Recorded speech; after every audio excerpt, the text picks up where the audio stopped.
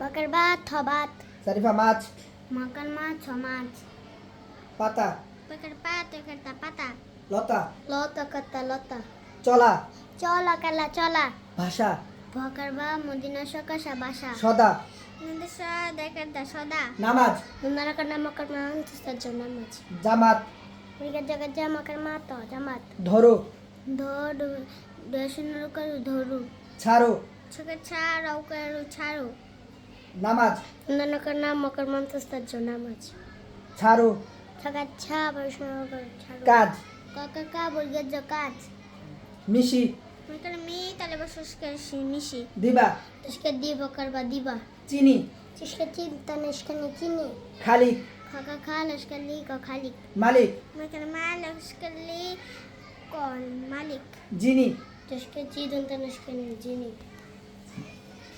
আসসালামু আলাইকুম প্রিয় দর্শক, আপনারা এতক্ষণ শুনছেন আমাদের এখানে যারা বাইরে পড়ে প্রথম শ্রেণী আছে ওদের বাচ্চাদের পড়াগুলা আশা করি আপনারা শুনে ভালো লাগছে। তো এখানের মধ্যে থেকে আপনার অল্প দিনের মধ্যে এখন কুরবানির পর মাদ্রাসা খুললাম, বেশি দিন হয় নাই, দেখা গেছে কি আমাদের প্রথম শ্রেণীর বাচ্চারা মাশাআল্লাহ এখন বাংলাতে রিডিং পড়তেও পারতেছে এবং উচ্চারণ ঠাসঠাস বানানো বলতে পারতেছে, আবার দেখা যায় লিখতেও পারতেছে। বয়স কিন্তু একবারে কম, এর বয়স প্রায় 5 বছরের মতো হবে অথবা এমনই হবে। তো এরা বয়স 6, 5 এরকম।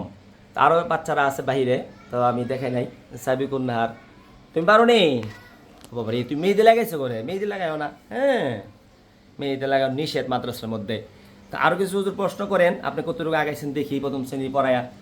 কিতাব তসকে কি তাকাতাব কিতাব দাঁড়াও, দাঁড়াও, তুমি কি এইটা বানান করে লিখতে পারো? মুখস্থ লিখতে পারো? লিখতে পারো নি কিতাব? যেটা বানান পারো এটা মুখস্থ লিখতে পারো নি? কও। জি হ্যাঁ, তুমি পারো লিখতা? তুমি পারো? মাশাআল্লাহ, জি বলতে হয়। তুমি পারো? জি আচ্ছা, তাহলে আরেকদিন তোমাদেরকে লেখা দেখাবো। হ্যাঁ, তোমাদের ইংলিশ পারো নি? কালকে না ইংলিশ পড়াইছে? ইংলিশ বানান করে পড়াইছে না? আচ্ছা, তাহলে আরেকদিন ইংলিশগুলো বলবা, ঠিক আছে? উচ্চারণ করতে হয়, জি বলবা বারবারই। হ্যাঁ, উস্তাদ জিজ্ঞাসা করলে জি বলতে হয়। প্রিয় দর্শক, আমাদের এখানে প্রথম শ্রেণীর বাচ্চা আছে আলহামদুলিল্লাহ অনেক, তারা বাহিরে পড়ায়, আমাদের উস্তাদে পড়ান। হুজুরকে বলছি দেখা যাক আমাদের পুরা মাদ্রাসার মধ্যে যত ক্লাস আছে, যাদেরকে জিম্মাদারি দেওয়া হয়েছে, এর মধ্যে থেকে কোন ক্লাসের বাচ্চারা সিলেবাসও দ্রুত আগা, পড়াও দ্রুত আগা এবং সব বিষয়ে তারা উঠতে থাকে, রেজাল্টের দিক দিয়ে উঠতে থাকে। তো এই বিষয়ে আমি একটু কম্পিটিশন করার চেষ্টা করতেছি আমাদের মাদ্রাসা সরকার পাড়া আইএসএসের দিকে রাদিয়াল্লাহু তাআলা আনহা হাফিজা মহিলা মাদ্রাসায়। তো আলহামদুলিল্লাহ কম্পিটিশন চলতেছে। আমাদের যিনি হুজুর আছেন বাহিরে, আমরা বাইরে আউটে ক্লাস করি।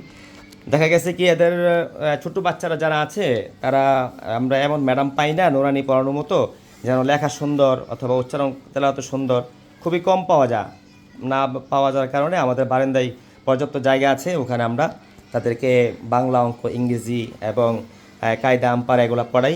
আর তাছাড়া তো আপনার এই হেফজখানা বাচ্চারা যারা নাজারে পড়ে, তারা আবার আমাদের এখানে এসে 11টা নিয়ে 1:30টা পর্যন্ত বাংলা, অঙ্ক, ইংরেজি পড়ে এদের সাথে, প্রথম সিনিয়রের সাথে। আর দ্বিতীয় তৃতীয় শ্রেণী যারা আছে হেফজখানার বাংলা, অঙ্ক, ইংলিশ, তাদেরকেও আমরা ভিতরে পড়ানোর চেষ্টা করি।